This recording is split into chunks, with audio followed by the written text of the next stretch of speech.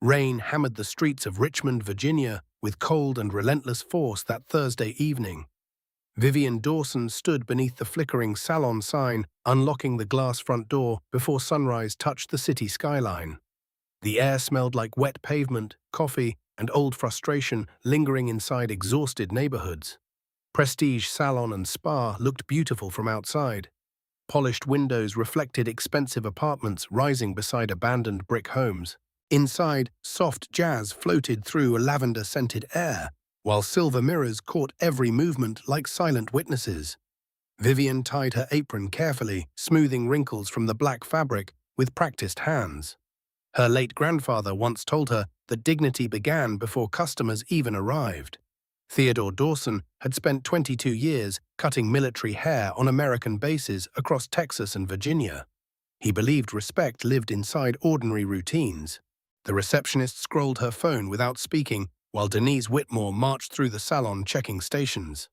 Denise wore expensive perfume and sharper expressions than anyone else inside the building. Her heels clicked across polished floors like warning shots. "Remember this weekend?" Denise announced loudly. "We have city officials visiting Saturday evening. No distractions, no walk-ins, only paying appointments." She paused near Vivian's station. "Professional image matters here." Vivian nodded quietly, although irritation tightened beneath her calm expression. Prestige Salon survived because women like her worked impossible hours for shrinking tips. Yet Denise acted like kindness, contaminated expensive furniture. Outside the windows, Church Hill slowly awakened. Delivery trucks rattled past old row houses, while construction crews prepared luxury condos beside boarded storefronts. Richmond carried two histories simultaneously. One side polished itself for investors, while the other struggled to survive another month. Vivian checked her banking app during a break between appointments. $211 remained in her account. Rent waited 9 days away, like a judge preparing sentencing. Student loans circled constantly behind every waking thought. Still, she opened the drawer beneath her station and touched the small black notebook hidden inside. Hand-drawn floor plans covered every page. Dawson's barber shop. A chair for everyone. Near noon, thunder rolled across Richmond again.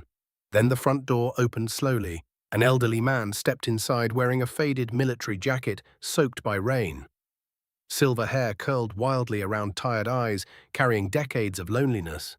The receptionist glanced upward once before returning immediately to her phone. Vivian noticed the veteran pin attached carefully beside his collar. And something inside her grandfather's granddaughter refused to look away. The old man hesitated near the entrance as rainwater dripped from his sleeves onto polished tile floors. Customers glanced briefly toward him before returning to magazines and glowing phone screens. Nobody invited him farther inside. Vivian stepped away from her station before Denise could stop her. "Sir, you can come sit down," she said gently. The man removed his soaked cap slowly, exposing uneven silver hair hanging past his ears. His hands trembled slightly from cold or age, or something deeper than both. "I wasn't looking for trouble," he replied quietly, "just needed directions toward the VA clinic downtown." Vivian pointed toward the empty chair beside her station. "You found a barber instead. That's usually better." A faint smile touched his face before disappearing beneath exhaustion. He sat carefully like someone afraid expensive furniture might reject his presence. Denise noticed immediately. From across the salon floor, her expression hardened with silent irritation. She approached Vivian slowly while pretending to rearrange product displays nearby. "Booked appointments only," Denise whispered sharply. Vivian kept her voice calm. "I'll handle this during my break." Denise stared several seconds too long before walking away without another word. The clippers buzzed softly once Vivian plugged them in. Warm water flowed through the old man's silver hair, while rain continued striking salon windows behind them. "What's your name, sir?" Vivian asked. "Harold Caldwell." He paused awkwardly. "Army veteran, retired mechanic, widower." The final word carried the heaviest weight. Vivian recognized that tone immediately. Her grandmother spoke similarly after Theodore Dawson passed away 3 winters earlier. "My grandfather served too," Vivian said. "Military barber for over 2 decades." Harold nodded slowly while watching himself in the mirror. Good barbers keep men human. Soldiers understand that. For 20 quiet minutes, the salon disappeared around them. Vivian shaped careful lines above Harold's ears, while loose silver hair drifted toward the floor like forgotten years finally falling away. Harold spoke about his wife Elaine between long silences. She loved jazz records, Sunday church dinners, and planting flowers outside tiny apartment windows. After cancer took her, time stopped moving correctly. Some mornings, Harold admitted softly, I forget there's still reason to shave. Vivian's hands slowed briefly. She understood loneliness lived differently inside older people. Younger generations called constantly, but visited rarely. America praised veterans publicly while abandoning them privately. When the haircut finished, Harold stared at his reflection with visible disbelief. The exhausted stranger entering the salon had disappeared.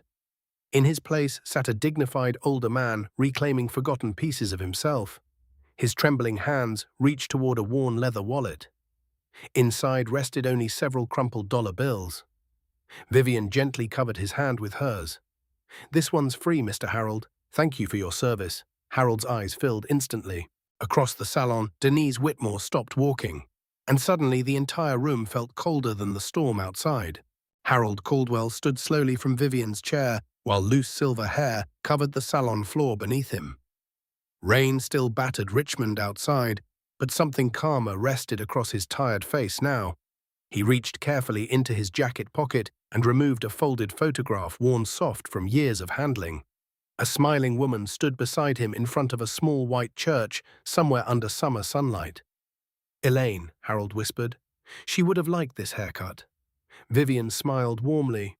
She looks kind. She was stronger than me, Harold replied quietly. He tucked the photograph away before walking toward the front entrance, carrying dignity the storm nearly washed away forever.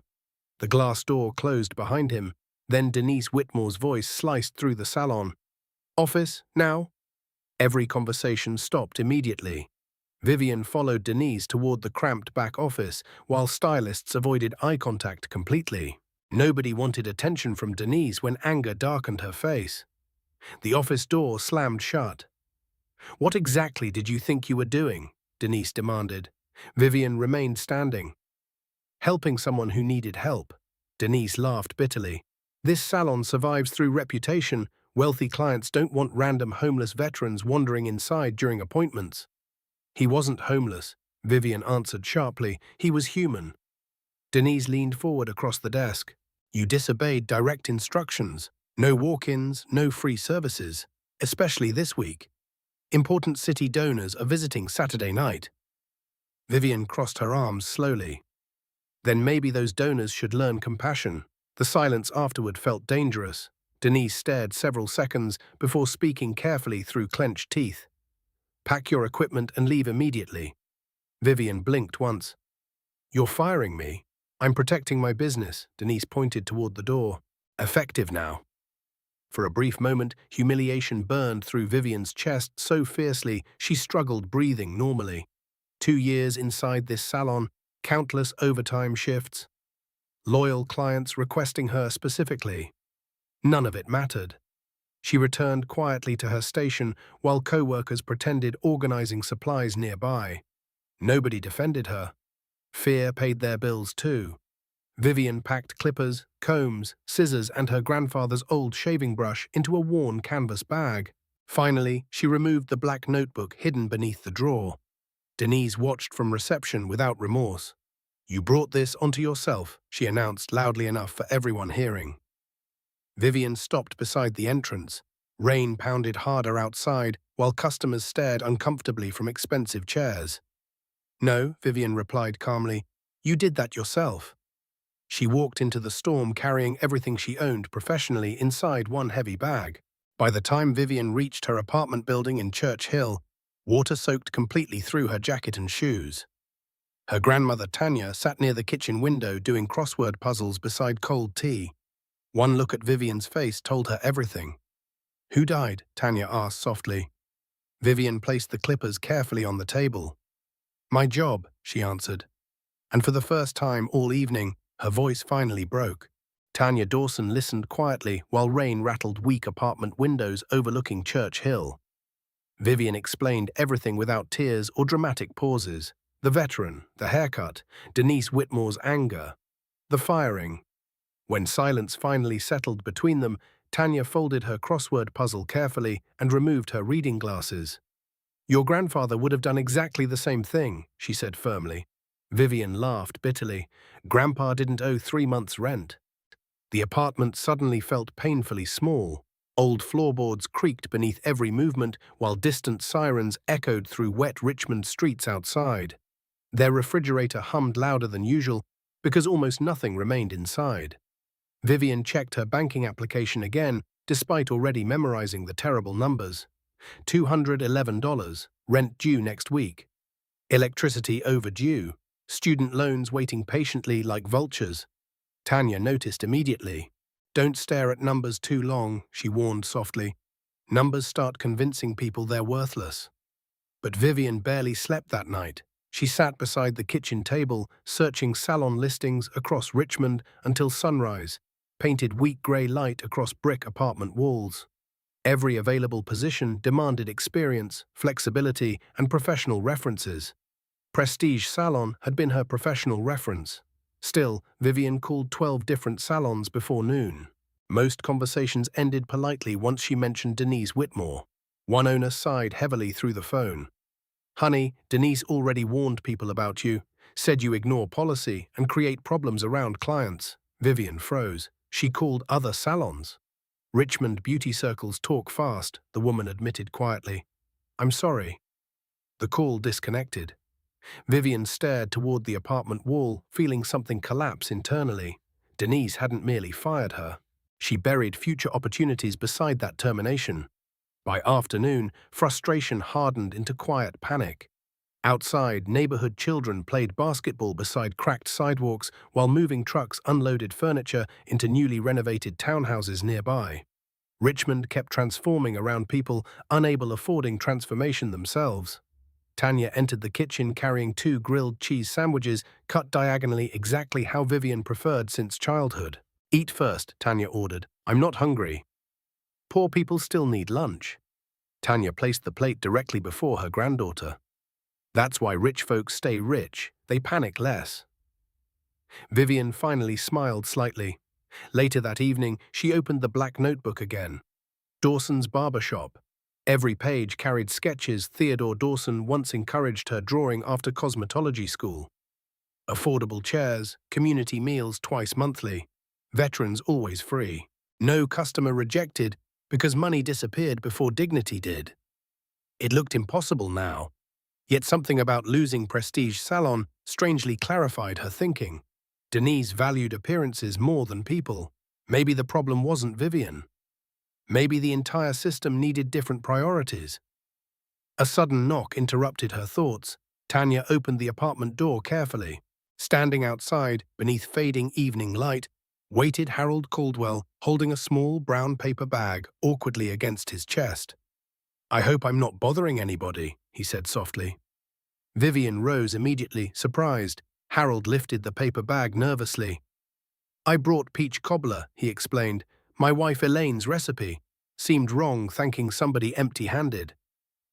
Then he noticed the packed salon equipment beside the couch, and guilt immediately flooded his tired eyes. Harold Caldwell remained standing awkwardly inside the apartment doorway, while Tanya took the peach cobbler carefully from his shaking hands.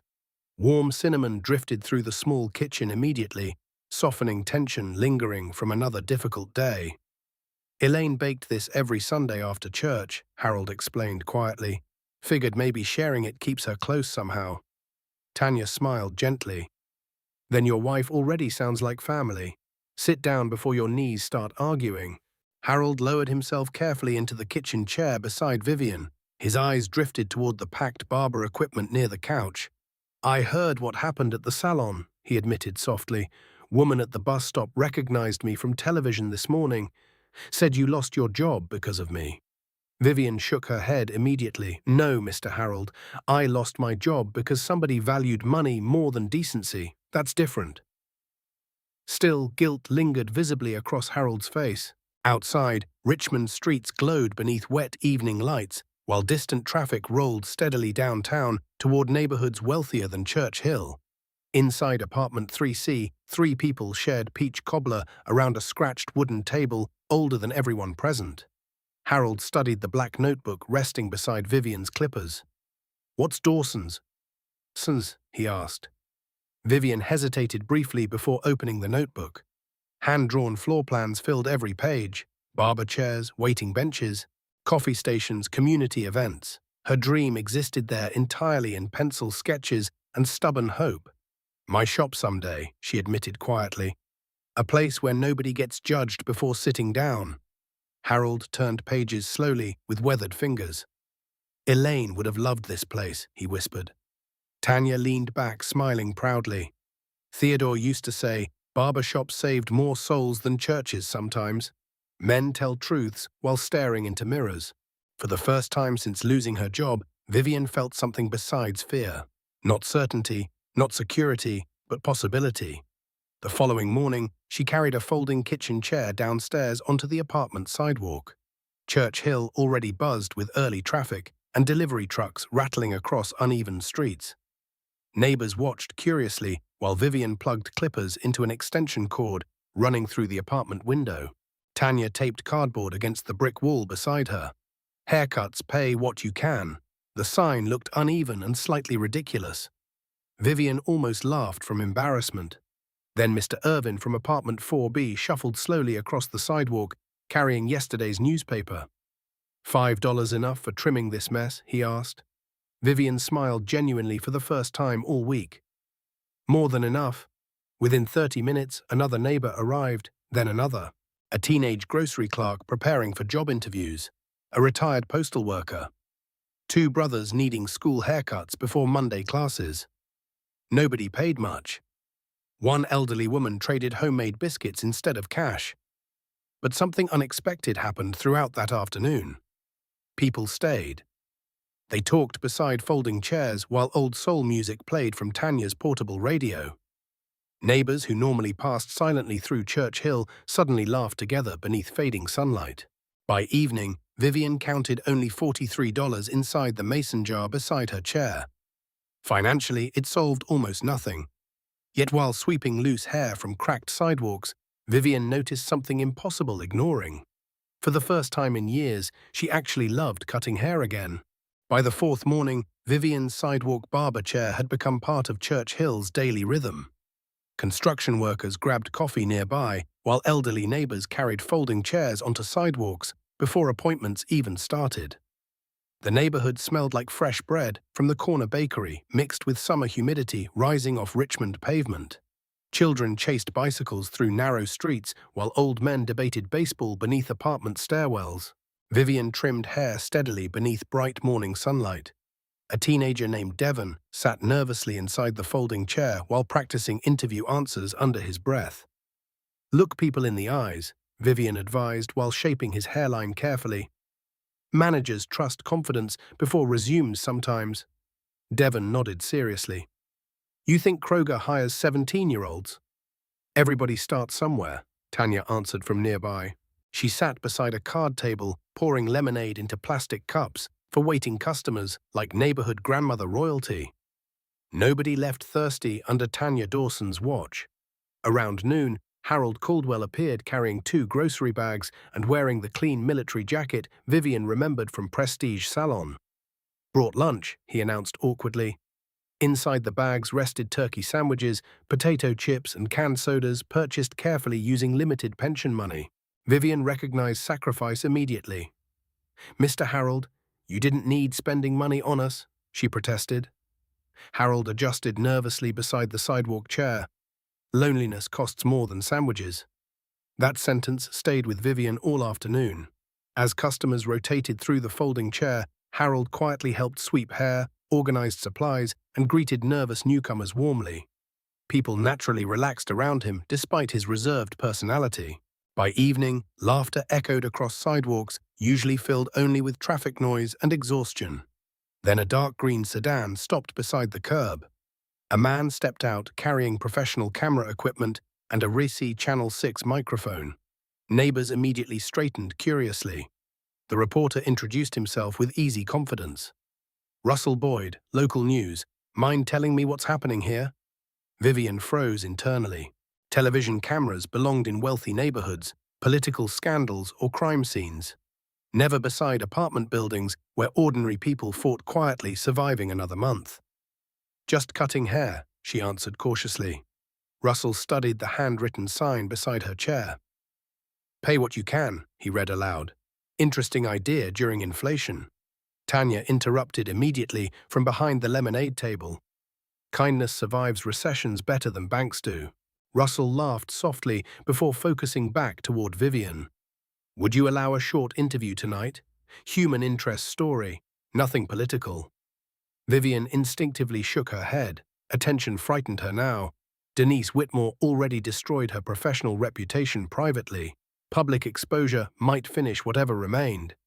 But Russell kept watching the sidewalk carefully. The elderly veterans waiting patiently, the children laughing nearby. The exhausted nurse getting her hair cut before overnight hospital shifts. He recognized something larger than charity happening here. "People need stories like this," Russell said quietly. Vivian hesitated. Then Harold spoke softly from beside the apartment stairs. "Sometimes good people stay invisible too long." The camera operator lifted equipment onto his shoulder, and suddenly Vivian Dawson stood directly between anonymity and something much more dangerous. The Channel 6 segment aired during Richmond's evening news between weather updates and political coverage downtown. Vivian almost refused watching it entirely. She sat beside Tanya on their worn couch while Harold occupied the kitchen table, pretending interest in crossword puzzles he never completed. Russell Boyd's voice introduced the story calmly. "In Church Hill, one unemployed barber is rebuilding community one haircut at a time." The camera showed folding chairs along cracked sidewalks beneath golden sunset light. Neighbors laughed while children chased basketballs nearby. Vivian barely recognized herself moving confidently through familiar routines. Then Russell asked the question changing everything. "Why continue offering free haircuts after losing your career?" Television, Vivian answered immediately without rehearsed hesitation. "Because people still deserve dignity when life gets ugly." Silence filled the apartment afterward. Harold removed his glasses slowly. Tanya dabbed suspicious moisture from her eyes while pretending allergies caused it. By morning, Richmond exploded. Customers lined the sidewalk before Vivian even carried equipment downstairs. Cars arrived from neighborhoods she'd never visited personally. Teachers, veterans, nurses, single mothers, construction workers, some needed haircuts. Others simply needed reminding. Kindness still existed somewhere inside America. An elderly woman from Western Richmond pressed $50 into Vivian's hand after a simple trim. "My husband died last winter," she whispered quietly. "Nobody looked at him near the end either. Thank you for seeing that veteran." A local church donated professional barber supplies before noon. Somebody else delivered boxed lunches for everyone waiting outside. For 3 brief days, hope moved through Church Hill like unexpected sunlight after endless storms. Then politics arrived. City Councilman Carl Hutchins held a press conference outside Richmond City Hall Thursday afternoon. Reporters crowded eagerly around microphones while television vans blocked traffic downtown. "Richmond deserves accountability," Hutchins announced dramatically, "especially when public officials abandon vulnerable veterans inside their own families." Vivian watched the broadcast from her apartment, feeling immediate confusion. Then Hutchins revealed the connection. "Harold Caldwell," he continued carefully, "is the estranged father of Mayor Graham Caldwell." The room around Vivian seemed suddenly smaller. Harold lowered his eyes toward the kitchen floor. News anchors immediately shifted focus from community kindness toward political scandal. Commentators debated family responsibility, veteran neglect, and public hypocrisy across every local station by evening. Social media transformed Vivian into something unrecognizable overnight. Hero, manipulative opportunist, political pawn, comments flooded every account connected remotely to her name. Some praised her compassion, others accused her staging the entire situation for money or publicity. One anonymous message included her apartment address. Another used racial slurs violent enough making Vivian physically nauseous. Tanya quietly unplugged the computer afterward. Strangers become cruel when screens protect them, she muttered bitterly. Meanwhile, Harold sat motionless beside the kitchen window, carrying unbearable guilt across his tired shoulders. I never wanted this, he whispered. Vivian finally looked directly toward him. Neither did I. Outside, reporters already began gathering beside the apartment building. And somewhere across Richmond, Mayor Graham Caldwell watched his father's face appear repeatedly across national television screens. Mayor Graham Caldwell watched the news coverage alone inside his office, overlooking downtown Richmond.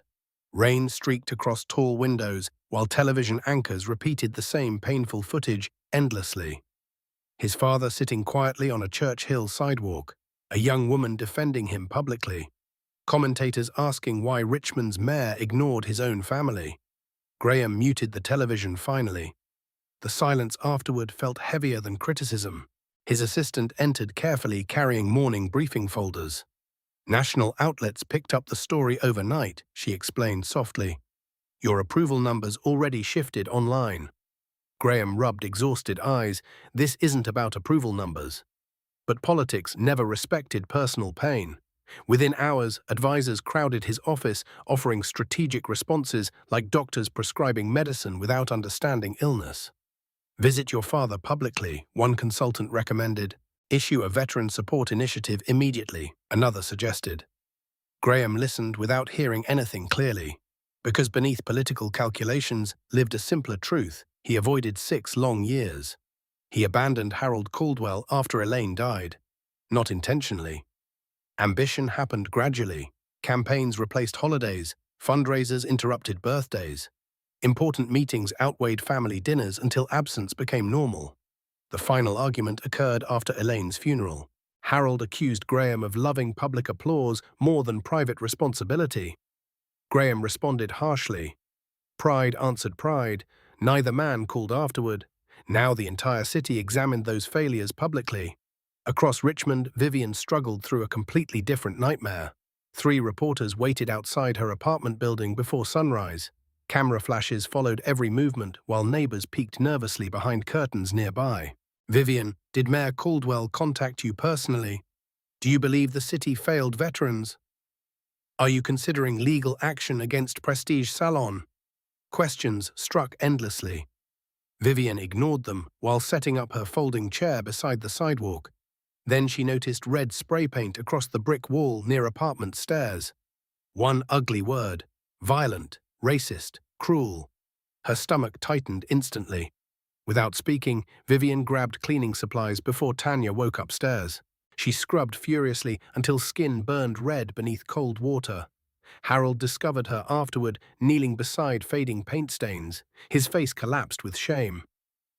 This happened because of me, he whispered. Vivian stood slowly. No, she answered firmly. This happened because some people need hate protecting their small hearts. Harold looked unconvinced. Later that afternoon, Denise Whitmore appeared on a popular Richmond podcast discussing the controversy surrounding Prestige Salon. Vivian watched clips online while customers waited nearby. This wasn't about compassion, Denise insisted smoothly.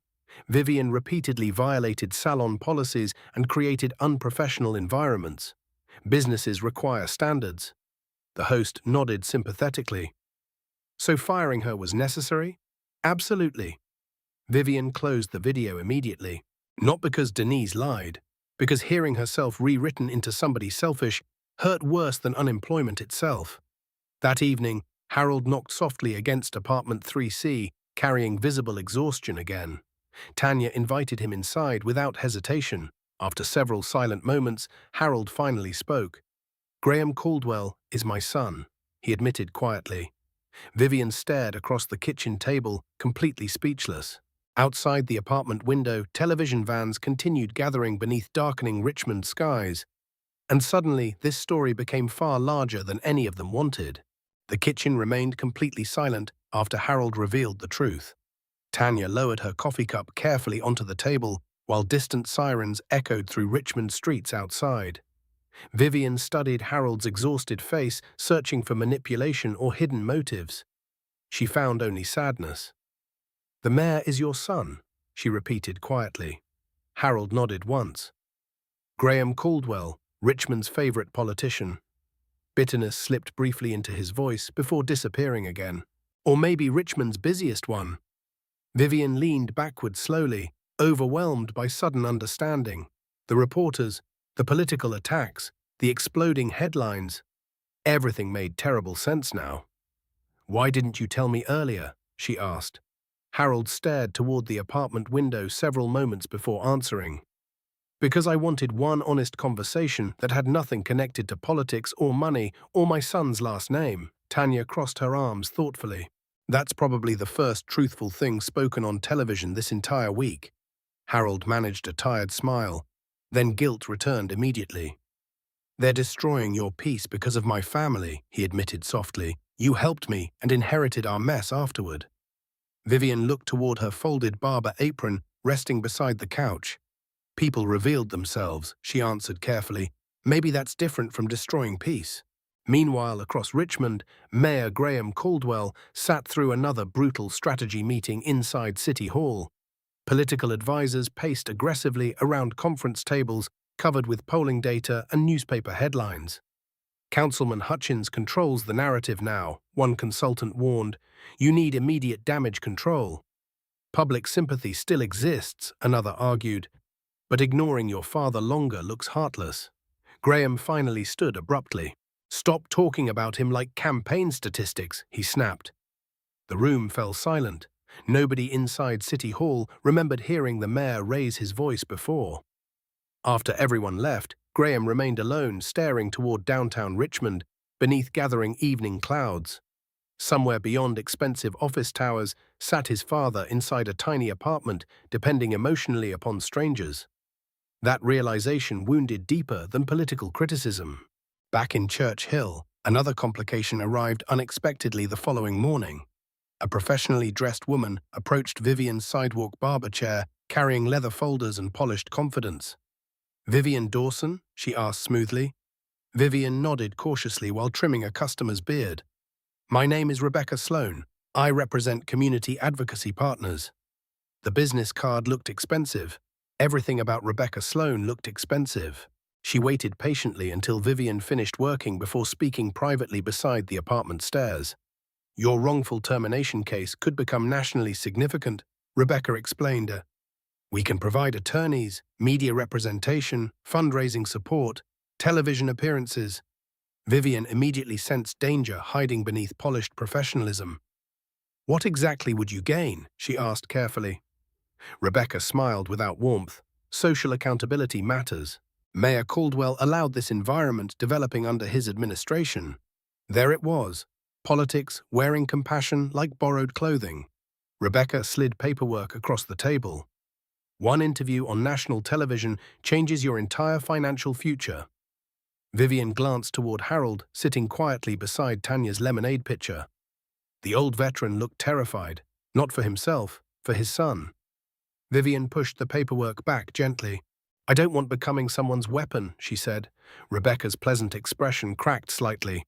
"You're passing enormous opportunity," she warned. Vivian returned calmly toward her barber chair. "Maybe," she answered, "but some opportunities cost too much afterward." Rebecca Sloan left Church Hill, visibly frustrated, but her warning lingered heavily afterward. Vivian continued cutting hair beneath afternoon sunlight, while uncertainty settled deeper inside her chest. Turning down money felt noble until rent approached again. That evening, Tanya counted cash from the mason jar carefully across the kitchen table.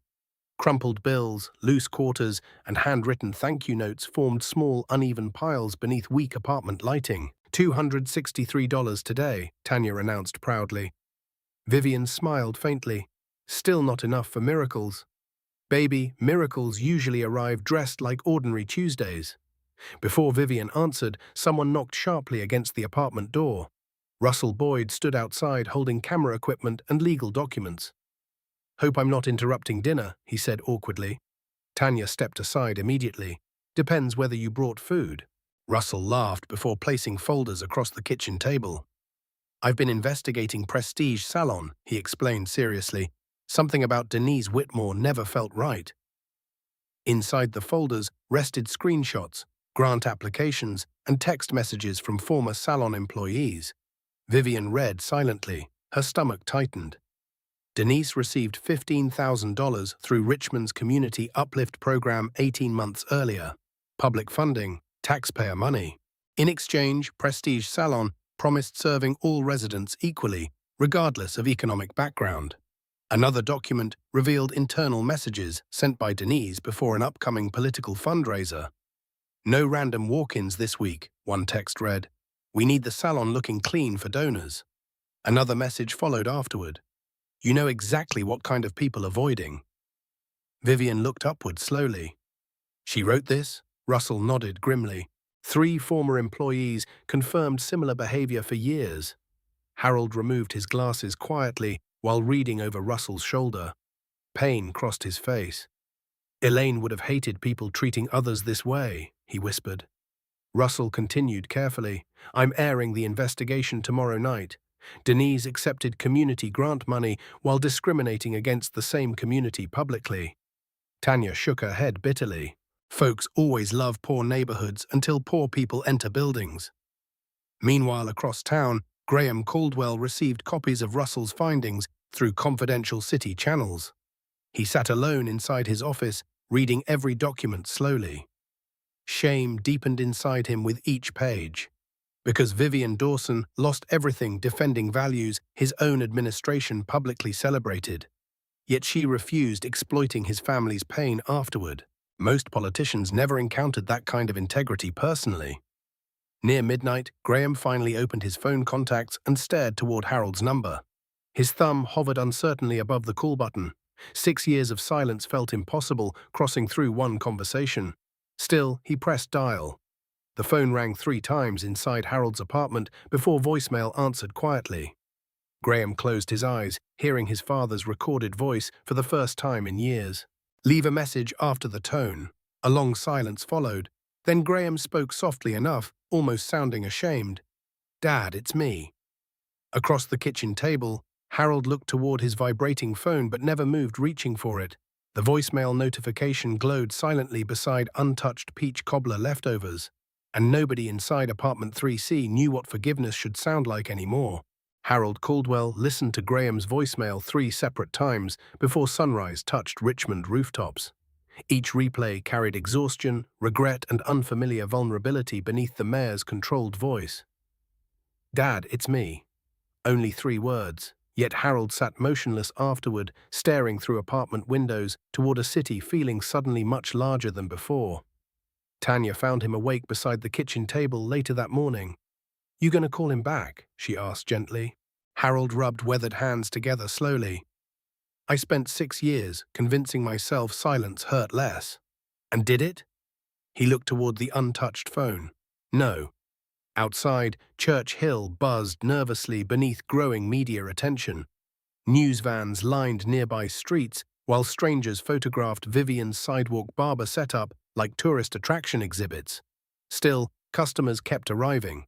A nurse finishing overnight hospital shifts, 2 veterans from Petersburg, a divorced father preparing for family court hearings downtown. People sat inside Vivian's folding chair, carrying burdens heavier than hair. Around noon, Russell Boyd's investigative report aired online before evening television broadcasts. Richmond erupted immediately. Former Prestige Salon employees appeared anonymously describing discriminatory policies hidden behind expensive branding and community slogans. Screenshots displayed Denise Whitmore mocking lower-income walk-ins privately while accepting public grant money publicly. Social media shifted overnight. Now outrage targeted Denise instead of Vivian. Prestige Salon lost hundreds of appointments before sunset. Corporate sponsors cancelled upcoming events. One city official publicly demanded investigations into businesses abusing community uplift funding.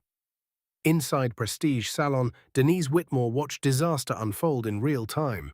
Her receptionist quit before lunch. 3 longtime clients cancelled memberships angrily. Then city auditors arrived requesting financial records. Denise finally understood something dangerous. Richmond no longer viewed Vivian Dawson as unemployed stylist. People viewed her as truth-exposing ugliness wealth usually protected. Meanwhile, Mayor Graham Caldwell prepared for the hardest press conference of his political career. Advisors begged him avoiding personal admissions publicly. Focus strictly on policy reforms, consultants warned repeatedly. Never discuss family issues emotionally. But Graham ignored prepared statements completely. That evening, every major Richmond station carried his announcement live. The mayor stepped toward podium microphones, looking older than 48 years. No rehearsed smile appeared, no patriotic talking points, only visible exhaustion. "Harold Caldwell is my father," Graham began quietly. Reporters immediately erupted with questions. He raised one hand calmly. "Please, let me finish first." Silence spread gradually across the crowded room. "My father served this country honorably. Then he spent years grieving my mother mostly alone, while I prioritized political ambition above family responsibility." The confession stunned everyone listening. Graham continued steadily despite emotion tightening his voice. "A young woman named Vivian Dawson treated my father with more compassion in 20 minutes than I showed him across 6 years. Cameras flashed constantly. She lost her livelihood because kindness threatened somebody else's image of professionalism. That should shame every person inside this city, including me." Across Church Hill, Vivian watched speech coverage beside Harold and Tanya inside apartment 3C. Harold lowered his eyes immediately. Not from embarrassment, from heartbreak. Because despite everything broken between them, Harold still loved hearing pride inside his son's voice. Then Graham Caldwell said something nobody expected. Kindness should never cost somebody their future in Richmond, and suddenly the entire city stopped arguing, long enough actually listening. Applause erupted unexpectedly inside the press room after Graham Caldwell finished speaking. Not polite political applause either, real applause, uneven, emotional, human. Reporters immediately shouted questions afterward. "Mayor Caldwell, will you resign? Have you spoken with your father directly? What happens to Prestige Salon now?" Graham answered calmly. "This isn't about saving my career," he replied. "It's about correcting failures before they become permanent." And across Richmond, people replayed the speech endlessly. Church Hill neighbors gathered outside apartment buildings, discussing the mayor like distant relatives, suddenly admitting painful truths publicly. Some respected his honesty. Others believed politics motivated everything. Vivian understood both reactions. America trained people distrusting sincerity from powerful men. Still, something about Graham's face during that speech looked painfully real. That evening, Harold sat quietly beside Vivian's sidewalk barber chair while sunset painted warm orange light across brick row houses. "He sounded like his mother," Harold admitted softly. Vivian paused, trimming a teenager's beard. "Is that good?" Harold smiled faintly. Elaine believed apologies mattered only when followed by changed behavior. Before Vivian responded, a black SUV stopped beside the curb. Two men wearing expensive suits stepped outside carrying folders and nervous expressions. The entire sidewalk fell silent. One man approached carefully. "Ms. Dawson?" he asked. "We're representatives from Richmond Community Banking Alliance." Vivian immediately stiffened. "If this concerns politics, I'm not interested." "Actually," the man interrupted gently, "we watched your story. Several local business owners pooled funds supporting independent entrepreneurs." He handed Vivian an envelope. Inside rested preliminary approval paperwork for a small business startup loan. $30,000. Vivian stared speechless. "Why would strangers trust me with this?" she whispered. The older banker smiled warmly. "Because this city finally remembers what trust looks like." After they left, Vivian sat motionless beside her folding chair while traffic rolled steadily through evening Richmond. $30,000 couldn't erase debt entirely, but it transformed impossible dreams into terrifying possibilities. Later that night, Graham Caldwell drove alone toward Church Hill without security staff or reporters following behind. Richmond looked different through unfamiliar streets politicians rarely visited personally. Corner stores with iron bars covering windows, children playing basketball beneath broken streetlights, families surviving quietly inside neighborhoods, campaign speeches mentioned constantly but understood rarely. He parked 3 blocks away from apartment 3C. For several minutes, Graham remained seated, gripping the steering wheel tightly. Fear surprised him. Not fear of cameras, fear his father might open the door carrying complete emotional indifference. Finally, he climbed apartment stairs slowly. The hallway smelled like fried onions and old carpet. Apartment 3C stood directly ahead. Light glowed beneath the door. Graham raised his hand toward the wood, then stopped. Inside that apartment waited 6 years of guilt, funerals, missed birthdays, unanswered calls, and stubborn pride poisoning 2 grieving men. For the first time during his entire political career, Mayor Graham Caldwell had absolutely no idea what words could save him. Then the apartment door opened unexpectedly. Harold stood there silently wearing house slippers and reading glasses. Father and son stared at each other across years neither knew repairing. Finally, Harold spoke first. "You planning knocking eventually?" And despite everything broken between them, Graham suddenly laughed through tears he never expected falling. Harold stepped aside slowly without speaking further. Graham entered the apartment carrying nervous energy, impossible, hiding behind expensive jackets or polished public speeches.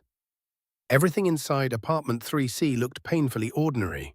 Small couch, worn kitchen table, family photographs fading gradually inside cheap frames. A life continuing quietly while Graham built campaigns across television screens. He noticed Elaine's picture immediately beside the stove. His mother's smile struck harder than expected.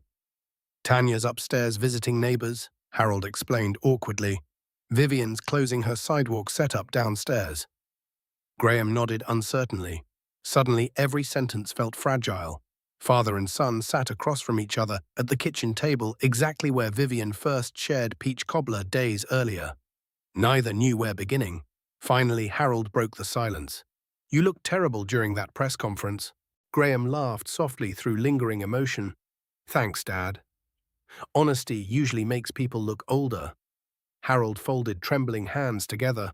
"But better, too." A long quiet settled afterward. Then Graham spoke carefully. "I'm sorry I disappeared after Mum died."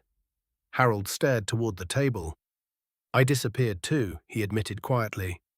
The confession surprised them both. Grief changed shape differently inside men raised believing emotions represented weakness. Harold buried loneliness beneath silence, while Graham buried guilt beneath work. Both choices destroyed connection gradually. "Your mother kept this family stitched together," Harold continued softly. "After she passed, everything unraveled faster than either of us admitted." Graham lowered his eyes. "I should have shown up anyway." "Probably," Harold sighed heavily. "But I should have answered your calls eventually, too." No dramatic reconciliation followed, no perfect television moment, only 2 exhausted men acknowledging damage honestly for the first time. Then Vivian entered, carrying folded barber capes and extension cords. She froze instantly seeing Graham seated beside the kitchen table. Richmond's mayor looked strangely smaller inside apartment 3C, more human. Graham stood immediately. "Ms. Dawson," he began. Vivian interrupted gently. "Vivian's fine," he nodded gratefully. "I owe you more gratitude than words manage properly," Graham said carefully. "You treated my father with dignity when I failed doing that myself." Vivian placed equipment beside the couch slowly. Mr. Harold deserved kindness regardless whose son he was. That answer visibly affected Graham, because politicians spent entire careers questioning motives behind every good deed. Simple compassion confused people accustomed to transactional relationships. Before anyone continued speaking, Tanya returned carrying grocery bags upstairs. She stopped immediately inside the doorway. "Well," she announced dryly, "either somebody important arrived or parking tickets finally escalated dramatically." Even Harold laughed unexpectedly. Within minutes, Tanya insisted everyone remain for dinner despite Graham's weak protests about schedules and obligations. "Politicians still need cornbread," she informed him firmly. So Mayor Graham Caldwell ate collard greens and fried chicken inside a tiny Church Hill apartment, while neighborhood basketball sounds echoed through open windows nearby. For the first time in years, nobody asked him about polling numbers, campaign donors, or city budgets. They simply treated him like somebody's son. And somewhere during dessert, Graham realized power meant absolutely nothing if nobody remembered your favorite pie afterward. The following morning, Richmond felt different, not calmer, but reflective. Radio stations debated Graham Caldwell's emotional press conference, while newspapers printed photographs of him entering Church Hill, beside headlines discussing accountability, grief, and forgiveness. For once, political conversations sounded almost personal. Inside prestige Salon, silence replaced expensive jazz music entirely.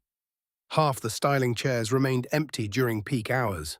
City auditors moved through financial records methodically, while Denise Whitmore pretended confidence beneath visible exhaustion. Then another employee quit. Carla Reynolds removed her apron calmly before placing salon keys onto the reception desk. "You taught people fear mattered more than decency," she told Denise quietly. "I'm tired carrying that energy home every night." Denise said nothing, because deep inside, she understood Carla spoke truth. Meanwhile, across Church Hill, Vivian visited available storefronts with Russell Boyd and Tanya, offering opinions louder than real estate agents. Most buildings looked terrible: leaking ceilings, broken plumbing, windows cracked from neglect surviving decades longer than city investment. Still, one small storefront on Broad Street captured Vivian's attention immediately. 800 square feet, faded brick walls, sunlight pouring beautifully through the front windows despite dust coating every surface. "Used becoming shoe repair shop years ago," the landlord explained. Neighborhood changed faster than businesses survived. Vivian walked slowly through the empty space, imagining barber chairs beside those windows. Community conversations, veterans drinking coffee near waiting benches, life returning. Tanya noticed immediately. "You're already decorating mentally," she teased. Vivian smiled despite herself. Later that afternoon, Harold visited the storefront quietly carrying a small toolbox. "Elaine always said dreams require shelves eventually," he explained awkwardly. "I'm decent building things." Vivian looked toward the old veteran standing inside dusty sunlight. "You don't owe me labor, Mr. Harold." "Maybe not," Harold shrugged gently, "but purpose keeps older men alive longer." So they spent the evening measuring walls together, while Russell photographed progress for another community news update. Neighbors passing nearby stopped offering unexpected help. A retired electrician volunteered wiring repairs. 2 construction workers promised repainting walls Saturday morning. Somebody donated waiting room chairs from a closing office downtown. The shop started building itself through collective kindness. That night, Graham Caldwell stood alone inside his home office, holding divorce papers his wife filed quietly 2 months earlier. He hadn't shown anyone. Not advisors, not reporters, not even Harold. Politics consumed everything eventually: marriage, friendships, family dinners. Looking toward downtown Richmond through expensive windows suddenly felt hollow, because Vivian Dawson built stronger community connections from one folding chair than Graham created through years of speeches. His phone buzzed softly, a text message from Harold, "Helping Vivian build shelves tomorrow. You should come if cameras aren't attached." Graham stared toward the message several moments. Then something unfamiliar happened. Instead of calculating political consequences, he answered honestly, "I'll bring coffee." Across Richmond, Vivian sat alone inside the empty storefront after everyone left. Dust floated quietly through fading evening sunlight while traffic hummed outside Broad Street. She opened Theodore Dawson's old shaving kit carefully. Inside rested a folded note written years earlier. "Real barbers don't just cut hair. They remind people they're worth looking at again." Vivian read the sentence twice. Then she finally allowed herself believing Dawson's barbershop might truly exist someday. Saturday morning arrived warm and bright over Richmond, carrying the smell of fresh paint, cut lumber, and possibility through Broad Street. Vivian unlocked the storefront before sunrise, while excitement battled quietly against fear inside her chest. Today, volunteers were coming. Real volunteers, not cameras, not politicians. Just ordinary people deciding somebody else's dream deserved effort too. By 8 o'clock, the empty storefront transformed into organized chaos. Construction workers patched cracked walls beside retired veterans assembling shelves carefully from donated wood. Tanya supervised cleaning supplies like military operations while soul music played loudly through portable speakers. Harold arrived carrying toolboxes and sausage biscuits. Graham Caldwell followed 10 minutes later, wearing jeans, work gloves, and no security detail whatsoever. Neighborhood conversations stopped briefly. Richmond's mayor looked strangely uncomfortable carrying coffee cartons across broken sidewalks. "Morning," Graham offered awkwardly. Tanya accepted coffee immediately. "Good. Politicians should arrive caffeinated before lifting furniture." Even Graham laughed. Throughout the morning, barriers dissolved naturally. The mayor painted walls beside mechanics. Teachers unpacked donated towels beside college students. Harold supervised shelf construction while sharing stories about army bases across Texas during the 1970s. Vivian moved constantly through the growing shop, unable fully processing what surrounded her. People believed in this place, not because newspapers demanded it, because community still existed beneath modern American exhaustion. Around noon, Russell Boyd arrived filming another segment quietly from corners without interrupting anyone. This story no longer belonged exclusively to television. It belonged to Richmond itself. Then Denise Whitmore walked through the front door. Every conversation stopped immediately. Fresh paint smells suddenly mixed with tension thick enough touching physically. Denise looked smaller outside Prestige Salon, less polished, more tired. She held an envelope carefully between nervous fingers. Vivian straightened slowly beside unfinished barber chairs. "What are you doing here?" she asked cautiously. Denise swallowed visibly. "Returning something," she answered quietly. Inside the envelope rested Vivian's original cosmetology certification and recommendation letters Denise withheld after firing her. "You earned these," Denise admitted. Nobody moved, nobody spoke. Finally, Denise continued softly. "I spent years believing professionalism meant controlling appearances. Somewhere along the way, I forgot businesses exist serving people instead of impressing wealthy strangers." Vivian studied her former employer carefully. The apology sounded imperfect, uncomfortable, human, which probably meant genuine. Denise glanced toward the partially finished shop surrounding them. "You built in weeks what Prestige never created in 10 years, she admitted. Community actually wanting each other around. Before leaving, Denise placed another envelope beside the counter. "Cash, $5,000.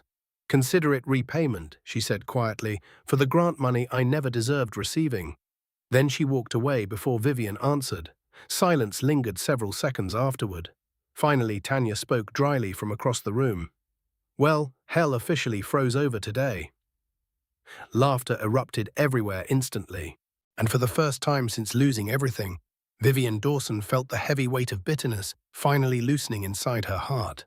3 weeks later, Dawson's barbershop finally opened officially beneath clear autumn skies over Richmond. Morning sunlight spilled through front windows onto polished floors, still carrying faint smells of fresh paint and sawdust. The new sign stretched proudly above Broad Street. "Dawson's a chair for everyone." Vivian stood alone inside the shop before opening hours began. She touched the antique barber chair Theodore Dawson once used on military bases decades earlier. Curtis restored every scratch carefully. Now the chair looked dignified again, like memory surviving hard years. On the wall behind it hung Theodore's army photograph beside a smaller framed message, "Veterans always free." Tanya entered, carrying 2 pitchers of lemonade balanced expertly against her hips. "Big day," she announced. Vivian nodded nervously. "Feels unreal still." Good things usually do before bills arrive. Tanya adjusted flower arrangements near the front windows. Then reality catches up properly.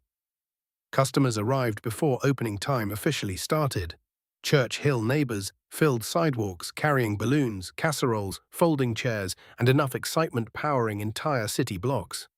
Children pressed faces against windows, while old men debated who deserved the first haircut ceremonially.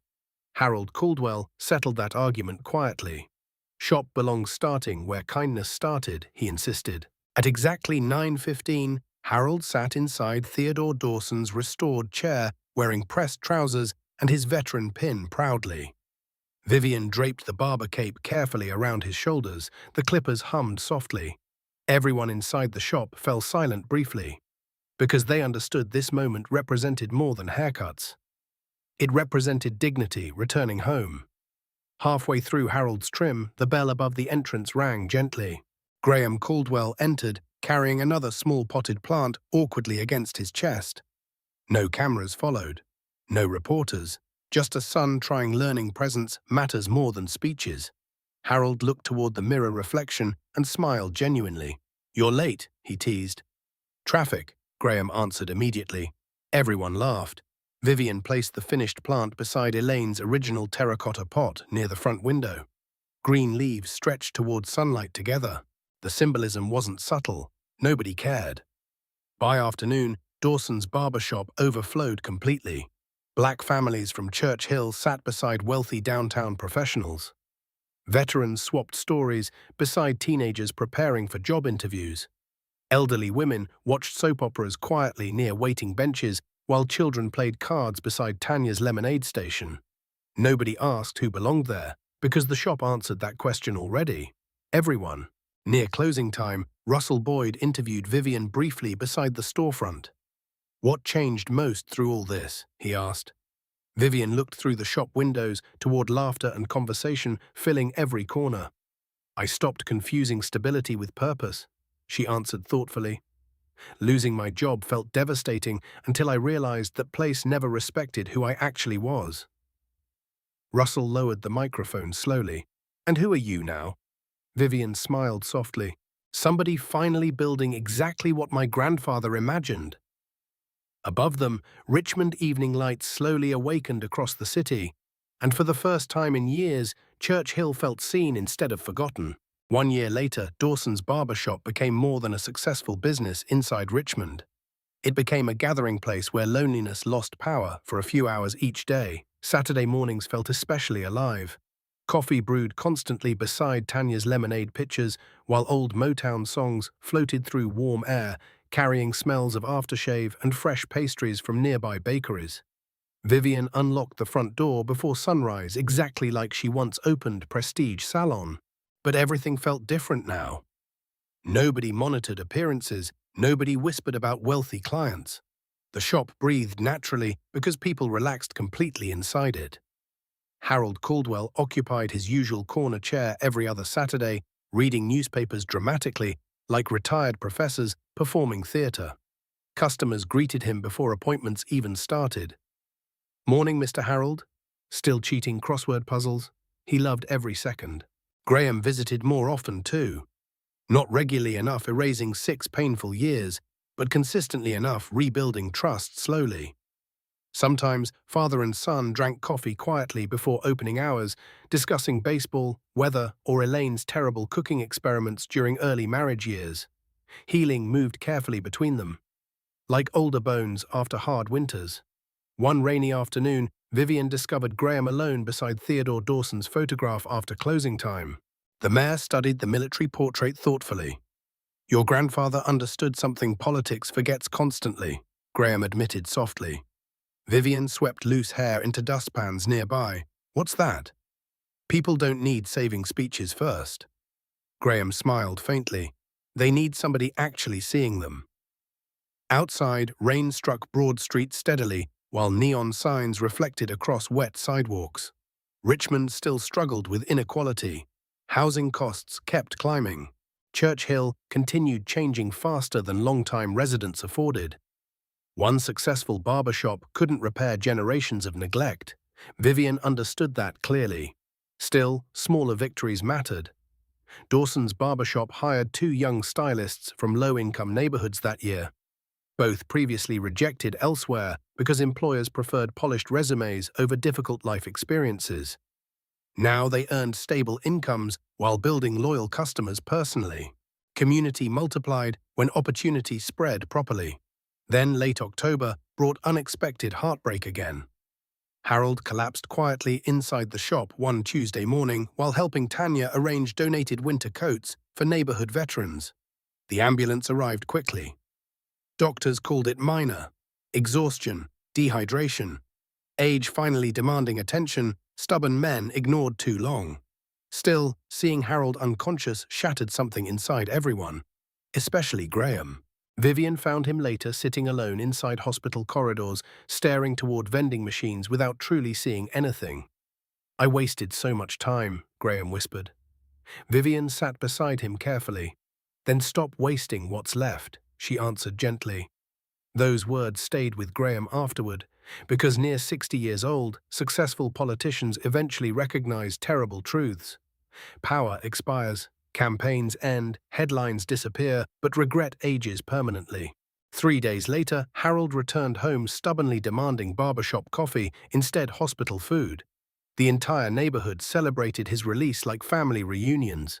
Watching everyone crowd around Harold that afternoon, Vivian realized that something profound. Kindness never stays small. It spreads quietly through ordinary people until entire communities begin remembering themselves again. Winter arrived early across Richmond that year. Cold wind pushed through Broad Street, carrying wood smoke, traffic noise, and memories people usually buried beneath busier seasons. Christmas lights appeared gradually across storefront windows, while Dawson's barber shop stayed crowded despite freezing temperatures outside. Inside, warmth lived everywhere. Coffee steamed constantly beside Tanya's fresh cornbread muffins. Children waited for holiday haircuts, wearing oversized coats, while veterans gathered near heaters, discussing old army stories louder each week. Harold Caldwell recovered slowly after leaving the hospital. He tired easier now. His hands shook more visibly while reading newspapers or carrying coffee cups. But every Saturday morning, he still arrived before opening hours, wearing pressed jackets and that familiar military pin beside his collar. Routine became his rebellion against aging. One snowy evening after closing, Vivian found Harold standing alone near the front window, watching Richmond traffic crawl carefully through ice-covered streets. "You okay, Mr. Harold?" she asked softly. He nodded without turning around. "Elaine loved snowstorms," he said quietly. "Said they forced people slowing down long enough noticing each other again." Vivian joined him beside the window. Outside, strangers helped push stalled cars through intersections while bundled neighbors shared umbrellas across slippery sidewalks. Maybe Elaine understood something important. "You miss her extra during holidays," Vivian guessed gently. Harold smiled sadly. Grief changes shape eventually. It stops screaming and starts whispering instead. That sentence lingered heavily afterward. Meanwhile, Graham Caldwell faced difficult decisions professionally.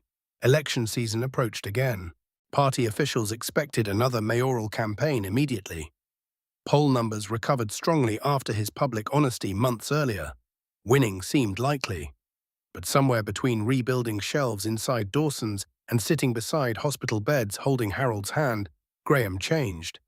Politics no longer satisfied emptiness consuming his private life. One December morning, reporters crowded City Hall, expecting campaign announcements. Instead, Graham shocked Richmond completely. "I won't seek re-election," he stated calmly. Questions exploded instantly. "Why step away now? Are you under investigation? Who replaces you?" Graham answered honestly. "Because leadership without balance destroys families quietly. I learned that lesson later than necessary." Across Richmond, reactions divided immediately. Some praised integrity, others accused weakness. But Graham drove directly from City Hall toward Church Hill, afterward feeling lighter than any election victory previously delivered. At Dawson's barbershop, Vivian watched television coverage beside stunned customers. When Graham entered 30 minutes later, carrying pastries from a local bakery, everybody stared silently. Tanya finally broke tension first. "Well," she announced dryly, "guess somebody finally chose peace over speeches." Laughter erupted throughout the shop. Even Graham laughed genuinely.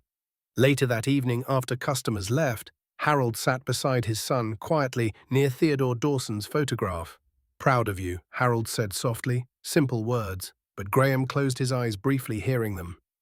Because some approval matters more than entire cities clapping your name.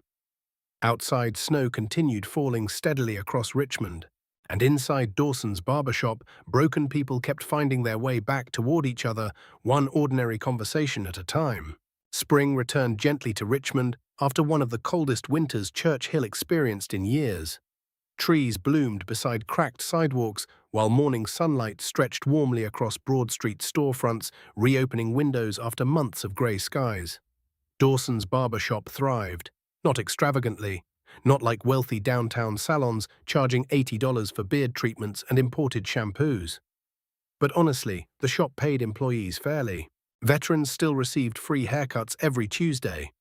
Tanya's lemonade jar remained permanently full beside handwritten community bulletin boards covered with job postings, church dinners, and missing pet notices.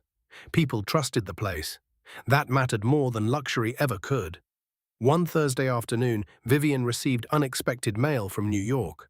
A national lifestyle magazine wanted featuring Dawson's barbershop inside a special issue, highlighting community businesses rebuilding American neighborhoods. The offer included interviews, photographs, and substantial publicity. Russell Boyd nearly exploded with excitement, reading the letter aloud. This could change everything, he insisted. Vivian studied the invitation carefully, then folded it closed. Maybe, she answered thoughtfully, but not every good thing needs becoming national entertainment.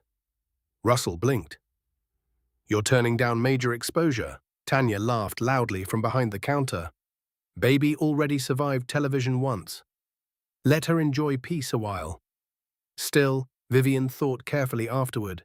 Success frightened her sometimes, not because she feared failure, because attention changes people gradually.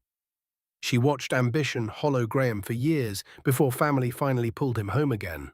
That evening, Vivian locked the shop later than usual and discovered Harold sitting alone outside beneath fading sunset light. His breathing sounded heavier recently. Age moved differently now, more visible.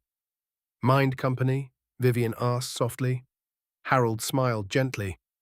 Depends whether you're charging therapy rates today. She sat beside him laughing. Traffic rolled steadily through Richmond while warm spring air carried distant jazz music from nearby restaurants downtown. After several quiet moments, Harold spoke seriously. You know what Elaine used telling me constantly? What? That most people spend entire lives wanting witnessed properly. Not admired, not envied, just witnessed honestly by somebody caring enough remembering they existed. Vivian looked toward the glowing shop windows.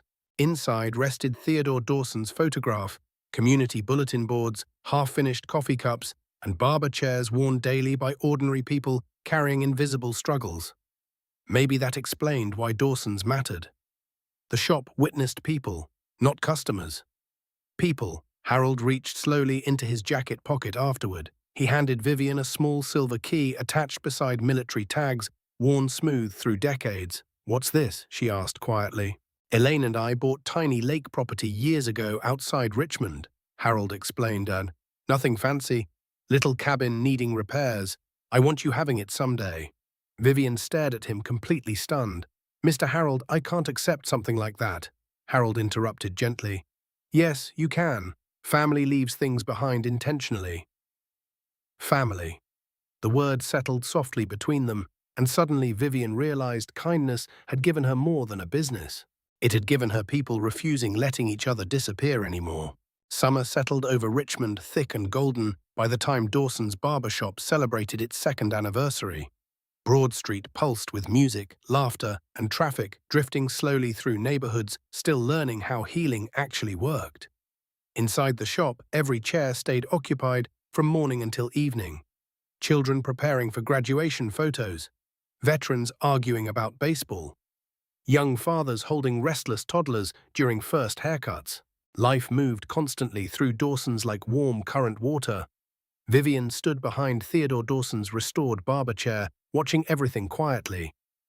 2 years earlier, she nearly lost hope entirely because one wealthy salon valued appearances above humanity. Now strangers entered daily carrying burdens and left feeling lighter somehow.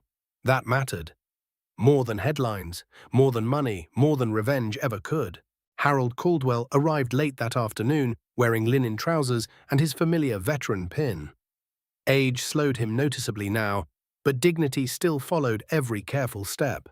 Graham walked beside him, carrying fishing equipment from their morning trip outside Richmond. Father and son laughed about something harmless, simple, ordinary, beautiful. Vivian noticed immediately how different Graham looked since leaving politics months earlier, healthier, softer, present.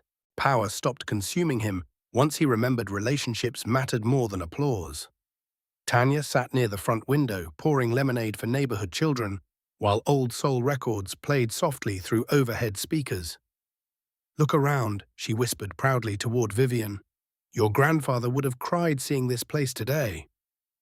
Vivian swallowed emotion carefully, because Theodore Dawson built this shop long before walls existed. He built it through lessons about dignity, service, and recognizing invisible pain inside ordinary people. Near closing time, Russell Boyd arrived carrying framed newspaper articles documenting Dawson's journey from sidewalk barber chair to beloved Richmond institution. The first headline showed Vivian unemployed beside handwritten cardboard signs. The latest headline read differently: "A chair for everyone. Changed an entire community." Customers applauded loudly after Russell hung the frame beside Theodore's military photograph. Harold wiped suspicious moisture from his eyes immediately afterward. "Damn allergies," he muttered. Everybody laughed. As evening settled across Richmond, customers slowly disappeared into warm summer streets, carrying fresh haircuts and lighter hearts homeward. Vivian locked the front door finally. Then she paused beside the glowing shop windows, watching reflections dance across Broad Street. Years earlier, losing her salon job felt like life ending. Now she understood something important. Sometimes life breaks apart because smaller dreams no longer fit the person becoming underneath. Kindness cost Vivian Dawson her livelihood once, but it also gave her purpose. Family, community, and a room full of people refusing to let one another feel invisible anymore. Outside, Richmond traffic rolled steadily beneath summer stars, while laughter drifted from open restaurant windows nearby. Inside Dawson's barbershop, the final light remained glowing above Theodore Dawson's old chair. A chair for everyone, exactly like he imagined. Subscribe to the channel, leave a comment, and share this video.